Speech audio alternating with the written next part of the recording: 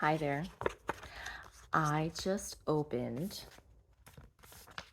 a letter that was addressed to my two daughters, Rebecca and Caitlin, from good old Uncle Terry. Rebecca is 20. Caitlin is 11.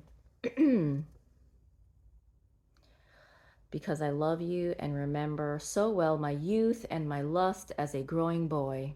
I hope and pray to Jesus Christ that you will read this beautiful book, Sense and Sexuality. I got it in the mail. I'm not even going to read the rest because I want to get to this right away. The College Girl's Guide to Real Protection in a Hooked Up World. So excited. Okay. Welcome to campus, girls. I'm not even going to read that part.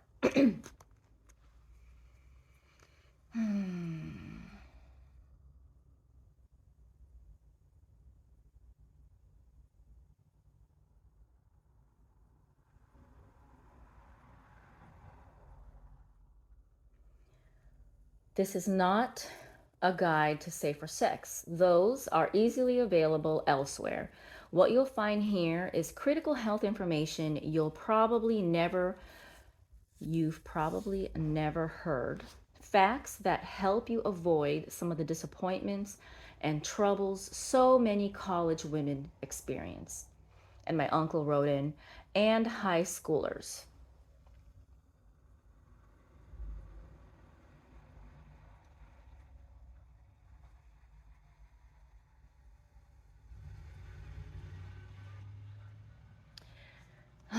Then there are challenges you may face in college or later that will never bring a smile. Blisters or warts in private places, meaningless, regrettable sex, precancerous conditions, age-related infertility. These are huge issues. This is underlined by Uncle Terry. These are huge issues that affect women more often than men. They can they can throw your life plans off track. They can stand between you and your dreams. Oh, I just want to share like who wrote the book. The good news, it's in your hands. You can avoid joining the patients who stream into my office saying, if I'd only known. Oh, another underline. I want you to dream big, girls, because there's so much to look forward to. Just know this, you've got to play it smart. Intimacy promotes attachment and trust. Cuddling, kissing, and sexual content releases oxytocin, a hormone that announces, I'm with someone special now.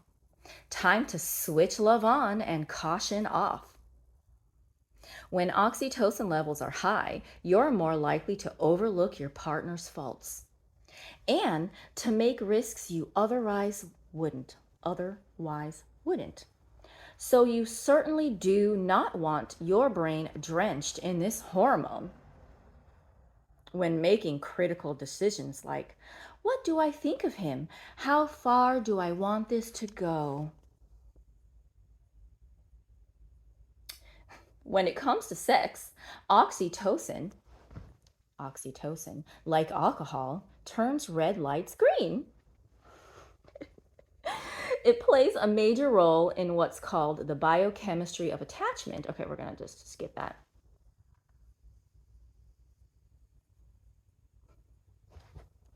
Did you hear? Science has confirmed the existence of beer goggles when a person seems more attractive to you after you've had a few drinks. We all know that.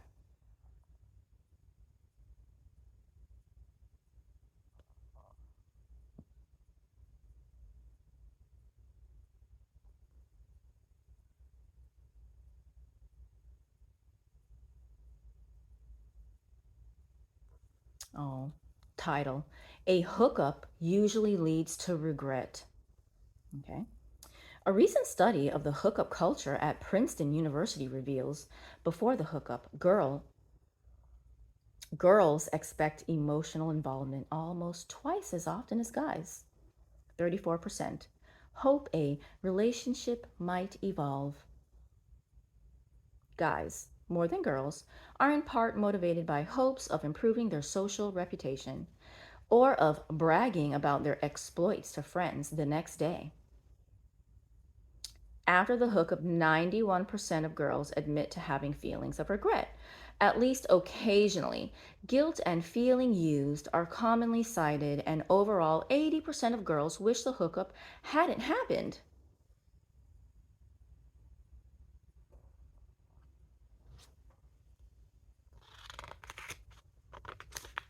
Maybe they feel guilt because of like,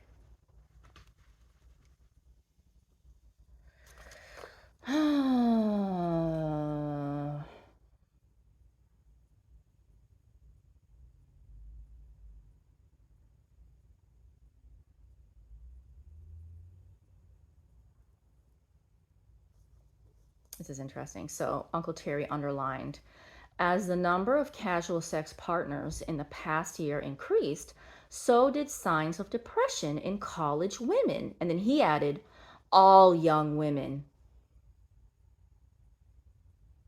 49% of students whose hookup included intercourse never see one another again.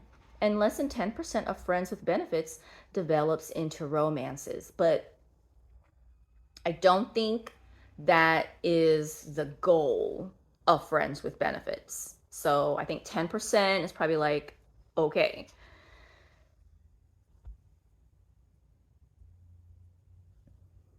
A younger cervix is more vulnerable to infection.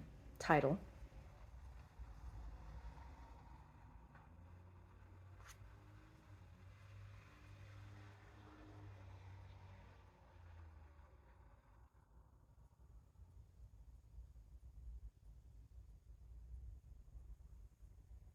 Okay, so your cervix is the entrance to your uterus, has a vulnerable area 1 cell thick called the transformation zone. Okay, I'm going to skip to the end because he talks about, how we're more vulnerable at a younger age to catch like HPV and stuff. So, and then by adulthood, it's thicker, so we're not less vulnerable to catching things. So it's wise to delay sexual activity, or if you've already started, to stop.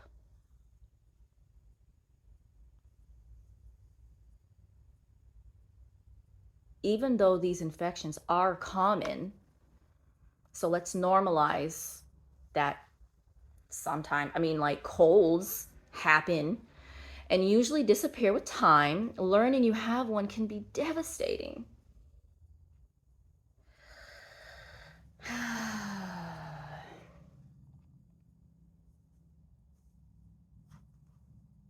Who will want me now?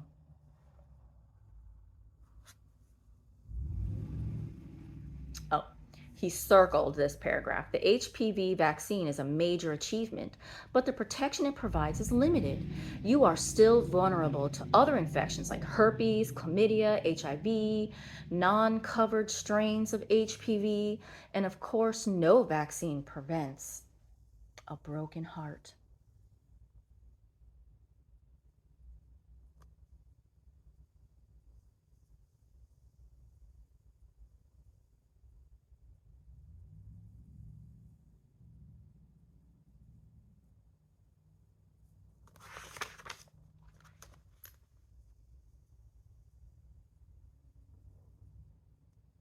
He talks about sores. Condoms reduce the risk by 60 70%, so you may still pay a price, even if you both are tested. La la la.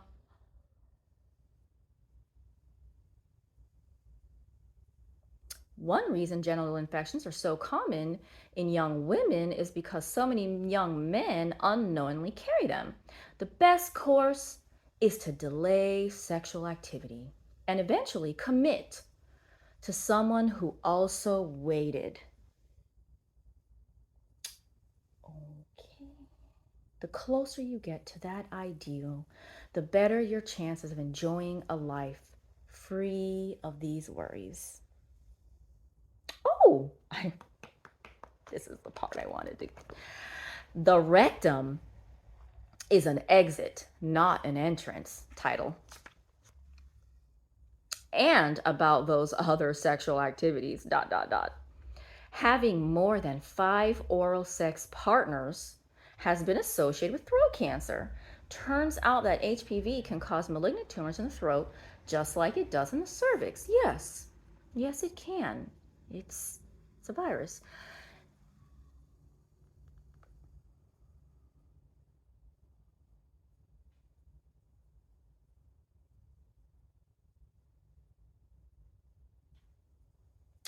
Oh, wow.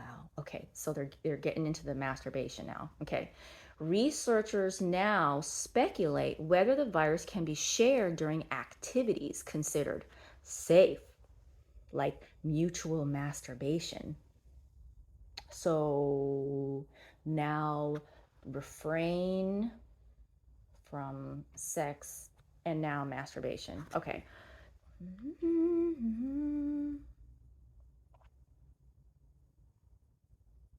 Okay. Okay. According to the Centers for Disease Control, approximately 30% of all women have had anal intercourse by the age of 24. Period. So that's where the fact ends right there. Even with condoms, this behavior places them at increased risk of infection with HIV and other STDs. I don't know. I don't know.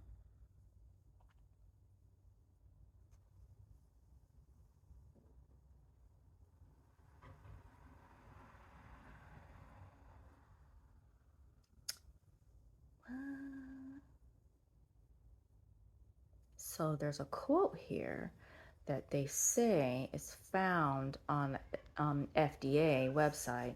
Condoms provide some protection, but anal intercourse is simply too dangerous to practice.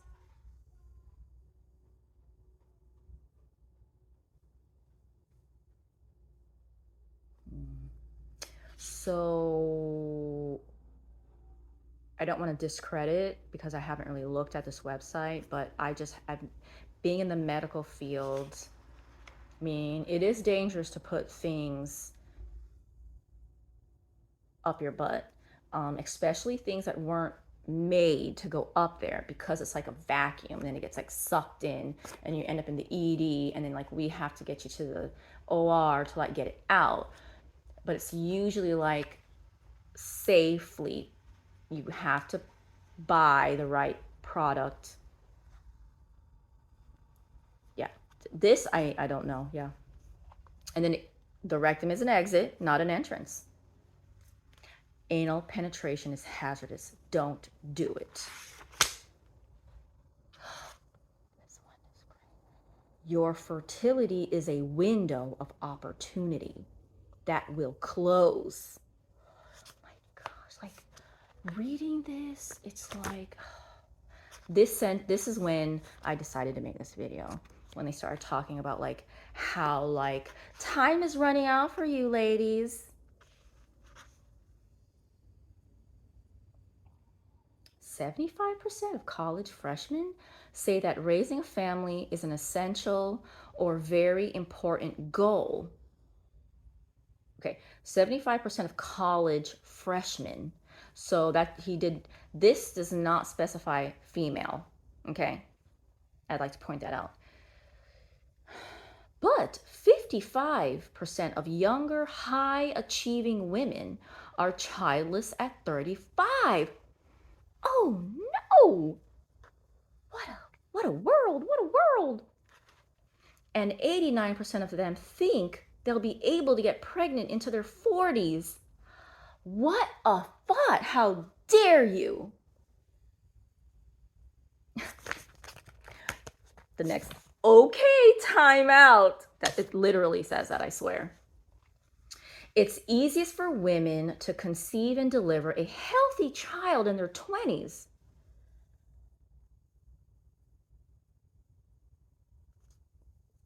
Fertility declines slightly at 30 and more dramatically at 35. You may imagine that the waiting rooms of fertility clinics are packed with obese women smoking cigarettes. If so, you're wrong. They are filled with health conscious women who work out and count calories. They are there because they're 40. Dun, dun, dun. If having children is one of your dreams, it won't hurt to keep these facts in mind as you make decisions about careers and relationships. Remember that motherhood doesn't always happen when the time is right for you. There's a window of opportunity, then the window closes.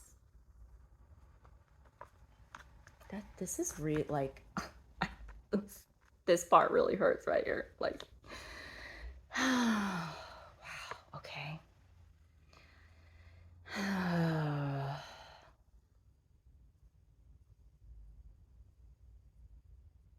For some women, just as this window is closing, they feel an unexpected longing for a child.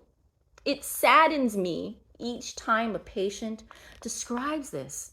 Typically, a student who always put career first and is finally getting a PhD at 38 or 40. She's thrilled to reach that milestone, but aches for another, to feel a new life inside her, to give birth. You know what, woman, at 38 or 40, damn, you got your PhD.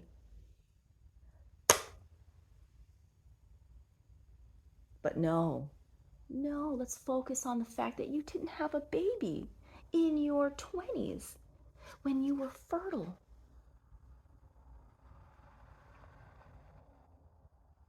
Oh, and then there's a little like snippet, like they have like highlights of what, they said already.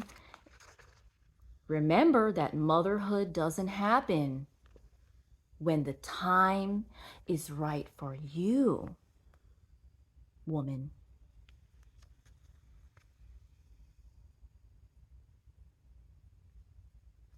Oh, look. The rewards of sexuality with the right guy at the right time are immense. Ask an older woman you respect who waited and chose the right man.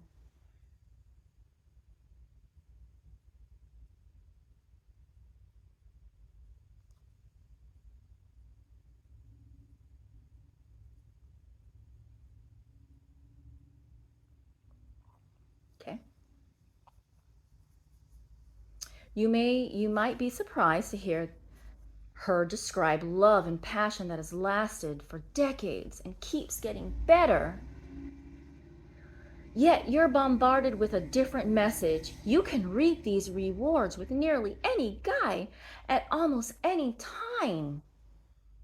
You've been told that exploring and experimenting, as long as you're protected, can be safe, satisfying, and beneficial. Yes, it can. I'm going to take a step aside from this book if you decided to listen this long. I am telling you that exploring and experimenting, as long as you protect yourself, you please do that. Oh, let's go back to what he says. Don't fall for it. It's easy to forget, but the characters on...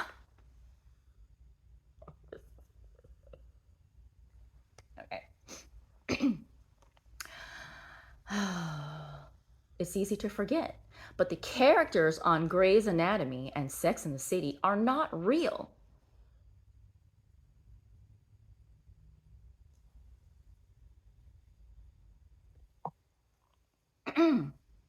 Meredith and Carrie would have warts or herpes. They'd likely be on Prozac or Zoloft. Wow. So, okay, let's break this down a little bit. He is saying that I don't really know a lot about both of these shows because I never really got really deep with them. Because I am a registered nurse and I got really pissed when I watched Grey's Anatomy because like doctors were doing everything. Okay, like I saw one of the doctors hang a bag of saline, and I was like, I'm out.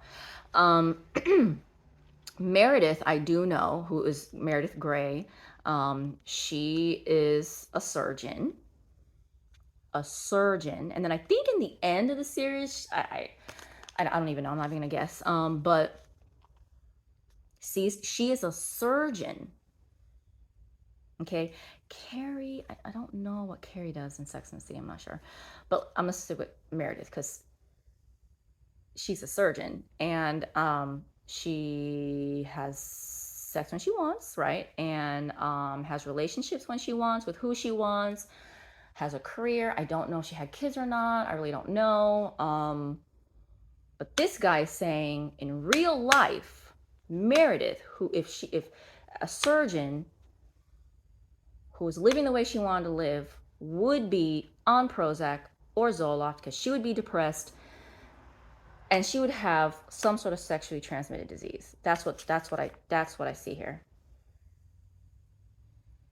Today, a woman cannot have so many partners without paying a price. And then my uncle underlined that and then he put an exclamation point because like I'm actually kind of getting pissed right now.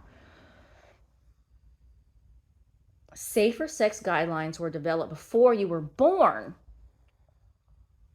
But now we live in a different world. Now we're fighting a horde of bugs, and the bugs are winning. It's no longer enough to communicate with your partners, get tested, and use condoms. In this century, if you wish to avoid genital infection, this is where so I was okay with everything. I was okay with, yes, we're fighting a new horde of bugs, and yes, a lot of them are winning, but it doesn't necessarily pertain to like sexually transmitted infections. Okay, but I mean, I'm sure like a lot of them you can't use the same like drugs you used in the past. Absolutely, but I don't agree with the you need a different plan, which this plan with this person is, I'm sure, is just not having sex. So, and this is geared to women. Women. To women. That's a woman. Well, girls actually, because it doesn't say women in here. It says girls. This is geared at girls so they don't have sex.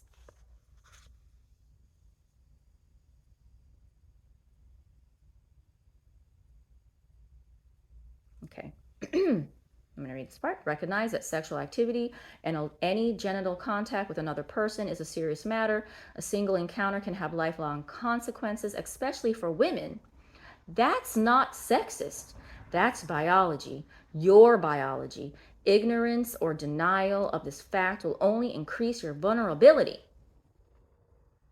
Don't let that happen. Instead, learn about the distinct sensitivities of being female. Go beyond the brief information provided here and use that knowledge to inform your decisions. That's real empowerment. You're in control. It's all in your hands. The distress that often follows casual sex is 100% preventable. Life may throw you some curveballs, but STDs, and I don't know when this is written, when it's not D's anymore. Oh, copyright 2009. It's not STD, it's STI, because that's a problem. See, because it's a stigma. that it's a disease. It's not a disease. You just caught an infection like a cold. You went out in public and you weren't safe enough and you caught a cold from somebody else. It's like the same thing. It's like a common cold is an infection.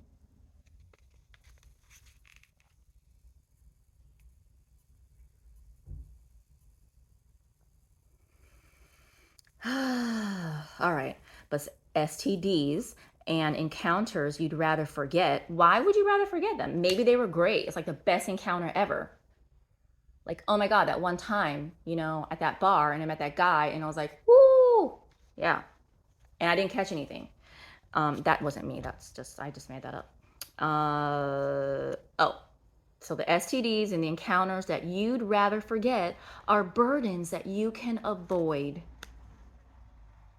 Listen to the lesson of hard science. It's wise to be very, very careful about who you allow to get close to you. I believe in you and I don't want to see you in my office. Now go pursue your dreams.